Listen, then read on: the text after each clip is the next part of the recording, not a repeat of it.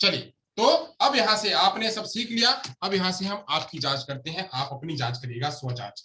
स्वजांच में आते हैं। चलिए, पहला प्रश्न यहाँ पे हमारा आपकी स्क्रीन पे है कुछ इस तरह से। पहला प्रश्न, गणित में किस विधि से हम प्रायः सूत्र तथा नियमों की सहायता लेते हैं? गणित में किस विधि में हम प्रायः सूत्र तथा नियमों की सहायता लेते हैं? गणित में हम, ध्यान करिए, पहले मैं जरा चैट बॉक्स भी खोल लूं क्योंकि चैट यहां दे रहे। गणित में मैथ सिखाते समय किस विधि में हम प्रायः सूत्र तथा नियमों की सहायता लेते हैं? संश्लेषण, विश्लेषण, आगमन, निगमन। सूत्र तथा नियमों का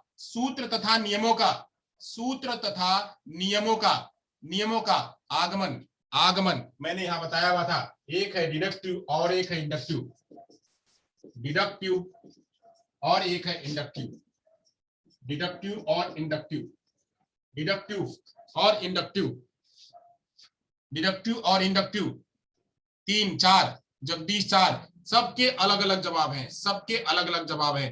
तो यहाँ पे जो सही जवाब है वो 4 4। निगमन।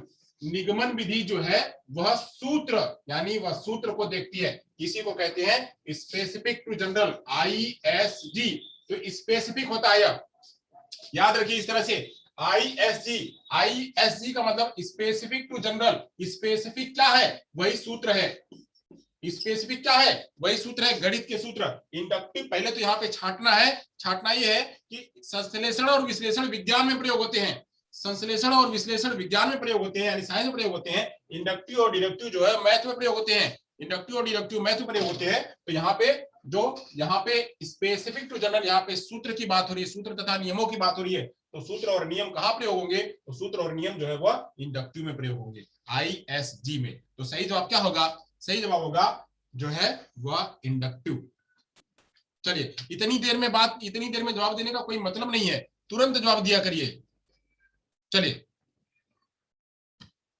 आगे चलते हैं।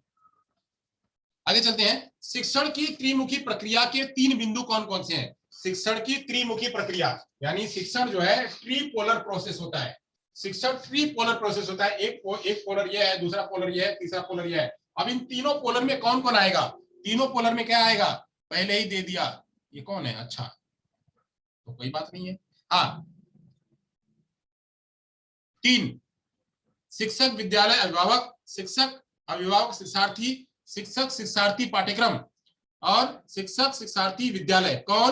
तो तीन सभी क्या रहे? तो शिक्षक, शिक्षार्थी और पाठ्यक्रम। सही बात है, बिल्कुल सही है, बिल्कुल परफेक्ट आंसर है क्या? कि शिक्षक, शिक्षार्थी और विद्यालय, ये 3 जो है, शिक्षक, शिक्षार्थी और पाठ्यक्रम, ये 3 क्या है? वह प्रोसेस है, त्रिमुखी प्रक्रिया में यह चलते हैं। चलिए, वेरी गुड वेरी गुड।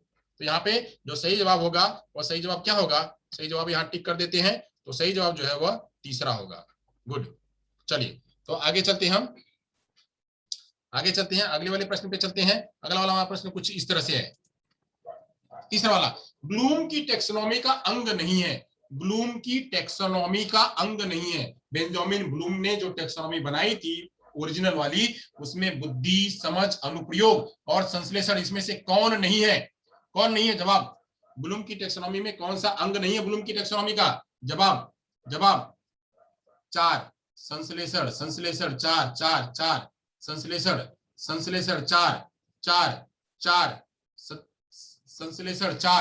संश्लेषण 4। दो जवाब कैसे आएगा? संश्लेषण 4, 2 जवाब थोड़ी होते हैं, एक ही जवाब होते हैं। संश्लेषण 4 4। बहुत बढ़िया जवाब आ रहा है, वेरी गुड। जवाब अभी बहुत सारे लोगों के बाकी है। जवाब क्विक जवाब दीजिए। गलती से क्लिक हुआ तो क्या है? गलती से क्लिक हुआ तो 4 है कि 1 है कि 5 है कि 2 है कि कितना है? चलिए फटाफट आंसर, फटाफट। बुद्धि, समझ, अनुप्रयोग और संश्लेषण, सभी के जवाब जो है वह गलत हैं। सभी के जवाब गलत है। ब्लूम की टेक्सोनॉमी में बुद्धि का कहां बात करी गई है? ब्लूम की टेक्सोनॉमी में बुद्धि की बात कहां करी गई है? कहां करी गई है बुद्धि की बात? हाँ, एकदम सीधा सा सटीक बात है, वो भी नहीं समझ में आ रहा आप लोगों को। ब्लूम की टेक्सोनॉमी में बुद्धि तो है ही नहीं। ब्लूम की टेक्सोनॉमी में बुद्धि तो है ही नहीं। क्या बात करी गई है उसमें? बात करी गई है जो उनकी जो ओरिजिनल टेक्सोनॉमी में है, उनकी ओरिजिनल टेक्सोनॉमी में क्या है? Knowledge, understanding, application, synthesis, analysis, synthesis और इवैल्यूएशन। इसमें इंटेलिजेंस कहाँ है? इसमें इंटेलिजेंस कहाँ है? Knowledge, understanding, application, analysis, synthesis और इवैल्यूएशन। तो इसमें सिंथेसिस दिया हुआ है, इसमें सिंथेसिस दिया हुआ, अनुप्रयोग भी दिया हुआ है, एप्लीकेशन अनुप्रयोग भी दिया हुआ और समझ भी दिया हुआ है, अंडरस्टैंडिंग। तो इसमें बुद्धि कहाँ है? बुद्धि कहाँ है? बौद्धिक क्षमताओं के विकास की बात करी गई है। बौद्धिक क्षमताओं के विकास की बात यहाँ पे क्या है? अंग नहीं है। ये ब्लूम की टेक्सोनॉमी में 6 बातें बताई गई हैं। ब्लूम की टेक्सोनॉमी में 6 बातें बताएंगे, 6 में से बुद्धि नहीं आती भैया। सर जी नॉलेज की, इंटेलिजेंस की है जी सर, नॉलेज की है, इंटेलिजेंस की है। क्या इंटेलिजेंस की बात कर रहे हैं आप? क्या इंटेलिजेंस की बात कर रहे हैं? सर मैं बोल रहा था वो नॉलेज है, उसमें इंटेलिजेंस नहीं है ये। हाँ हाँ, उसमें मतलब इंटेलिजेंस आपके नहीं क्वेश्चन है। पे। हाँ हाँ जी जी सर। हाँ, तो उसमें बुद्धि नहीं आती है। उसमें जो है खाली यही आते हैं, knowledge, understanding, application, analysis, synthesis, evaluation. तो इसमें जो है वो पहला वाला जो है जवाब वह सही है, वही नहीं है इसमें। चलिए आगे चलते हैं, अगला वाला प्रश्न पे आते हैं। इसका जो जवाब है वह जवाब है उसका 1। बहुत ध्यान से प्रश्नों को पढ़ा करिए, ओवर कॉन्फिडेंस होने की जरूरत नहीं है। ये वाला सही है। चलिए अब आगे चलते हैं, आगे चलते हैं, अगला वाला प्रश्न लेते हैं। अगला वाला प्रश्न कुछ इस तरह से है, आपके आपके स्क्रीन पे इस तरह से है। अगला वाला प्रश्न, आगमन से निगमन की ओर का प्रयोग किया जाता है। आगमन से निगमन की ओर यानी डिडक्टिव से इंडक्टिव का प्रयोग किया जाता है कहां? मानसिक क्षमता को बढ़ाने के लिए, वैज्ञानिक दृष्टिकोण का विकास करने के लिए, सूत्र की स्थापना करने के लिए, सूत्र का प्रयोग करने के लिए। सूत्र की स्थापना करने के लिए, सूत्र का प्रयोग करने के लिए। डिडक्टिव से इंडक्टिव, जब डिडक्टिव से इंडक्टिव की बात करते हैं तो क्या आता है? डिडक्टिव से इंडक्टिव की बात करते हैं तो क्या आता है? डिडक्टिव से इंडक्टिव की बात करते हैं तो क्या आता है? देखिए फिर से गलत जवाब देने लगे सारे लोग, फिर से गलत जवाब देने लगे सारे लोग, फिर से गलत जवाब देने लगे। 3, दिनेश बंजारा 3, उषा कुमारी 3, मनीष पटेल 3, फिर से गलत जवाब देने लगे। देखिए यही है कंफ्यूजन, बिल्कुल आप लोग कंफ्यूज हैं। जो लोग 3 का जवाब दे रहे हैं वो सारे गलत हैं। उसका सही जवाब क्या है? इसका सही जवाब है 4। इसका सही जवाब है वो 4। 4 वो सही जवाब है। आप बिल्कुल कंफ्यूज ना हुआ करिए, परफेक्ट जवाब जो है वही दिया करिए। 4 है। 4 मैंने कहा था डिडक्टिव और इंडक्टिव में। एक है डिडक्टिव, ध्यान करिए यहां, इसी को समझना है। डिडक्टिव और इंडक्टिव, डिडक्टिव और इंडक्टिव। डिडक्टिव पहले इंडक्टिव को समझ लेते हैं, डिडक्टिव को आसानी समझ लेंगे। डिडक्टिव क्या कहता है कि आई एस जी, एस मतलब क्या? स्पेसिफिक। स्पेसिफिक का मतलब क्या? सूत्र। यहाँ पे सूत्र है, यहाँ पे सूत्र बनाना है, इसको सूत्रों का निर्माण करना है, सूत्र या नियम का इसको निर्माण करना है, या बस सूत्र ही है। जबकि यह क्या कहता है? इन्हीं सूत्रों का इसको प्रयोग करना है, इसको एक्सप्लेन करना है। यह एक्सप्लेन कर रहा है और यह सूत्र बना रहा है। यह सूत्र बना रहा है और इस सूत्रों का एक्सप्लेन कर रहा है। तो सूत्रों का जब एक्सप्लेन कर रहा है, यही क्या होगा? यही जो है वो क्या होगा? यह इसका अनुप्रयोग करेगा सूत्रों का। ये कहां आएगा? डिडक्टिव मेथड जो है कहां आएगा? वो डिडक्टिव मेथड आएगा सूत्रों का प्रयोग करने के लिए। यानी यह सूत्र का बना रहा है, यह सूत्र बना रहा है, यह ऊपर से नीचे आ रहा है, यह ऊपर से यह, और यह क्या कर रहा है? यह जो है नीचे से ऊपर जा रहा है। यानी यह अनुप्रयोग कर रहा है। डिडक्टिव मेथड जो है वो सूत्रों का प्रयोग कर रहा है, अनुप्रयोग कर रहा है। ओके, यह जनरलाइज कर रहा है और यह स्पेसिफिक कर रहा है। यह जनरलाइज का मतलब क्या होता है? उसका एक्सप्लेन करना, एक्सप्लेन करना। यह जनरलाइज कर रहा है और यह स्पेसिफिक बना रहा है। ठीक है, तो प्रयोग करने के लिए किया जाता है। ओके, आगे चलते हैं, अगला चलते हैं। अगला वाला मुद्दा जो है उसको चलते हैं। हाँ, भाषा शिक्षण में सरल से कठिन की ओर शिक्षण का प्रयोग करना है। भाषा शिक्षण में सरल से कठिन की ओर शिक्षण का प्रयोग करना है। यह क्या है?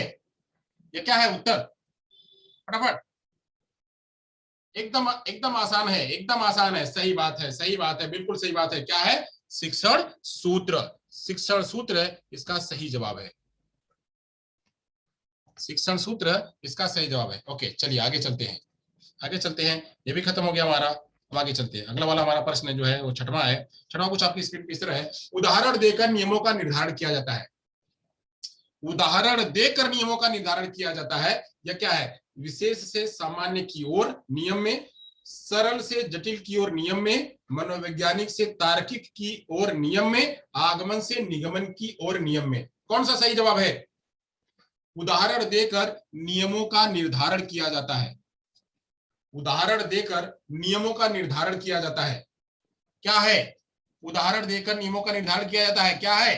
बिल्कुल सही जवाब, बिल्कुल सही जवाब। यानी उदाहरण दिया गया, उसका अनुप्रयोग किया गया, कि फिर कहा गया कि ये नियम है। तो नियम जो है बनाना वो क्या है? वही आगमन से निगमन की ओर का नियम है। यहाँ पे जो जवाब है वो चौथा जवाब वो सही है, बिल्कुल सही, बिल्कुल सही है। वो चौथा वाला जवाब यहाँ पे सही है। Very good. चलिए आगे चलते हैं, अगले प्रश्न की तरफ बढ़ते हैं हम। अगले प्रश्न की तरफ बढ़ते हैं। अगला प्रश्न आपकी स्क्रीन पे कुछ इस तरह से है, छोटी कक्षाओं में गणित विषय में रुचि उत्पन्न करने के लिए पढ़ने का तरीका होना चाहिए। छोटी कक्षाओं में गणित विषय को की रुचि पैदा करने के लिए क्या तरीका होना चाहिए? रटने का, मनोरंजन एवं खेल का, आगमन का, निगमन का, आगमन का, निगमन का, आगमन का, निगमन का। Very good, very good, very good. सही बात है, सही बात है। सभी के जवाब बिल्कुल परफेक्ट है। क्या है? क्या है? तो यहाँ पे जो है वह है मनोरंजन एवं खेल का, मनोरंजन एवं खेल का। यह जो है उसका सही जवाब है। Very good. चलिए, तो यहाँ पे जो है आज का हमारा जो प्रश्नोत्तरी है वह यहीं पे समाप्त होता है, वह यहीं पे समाप्त होता है। आप सभी लोग प्रश्नोत्तरी में बहुत बढ़िया से भाग लेते हो और ऐसे ही सीखो भी। सभी को, सभी लोगों को जो है वह thank you, thank you so much. आप सभी लोगों ने ध्यान से सुना, समझा और इसको और थोड़ी प्रैक्टिस करिएगा, क्योंकि शिक्षण सूत्र है, इसमें कुछ जो है वो टेक्निकल है। तो टेक्निकल आपको तभी आएंगे जब आप एक दो बार प्रैक्टिस कर लेंगे। तो यहाँ पे अब यहाँ पे हम अपना सेशन जो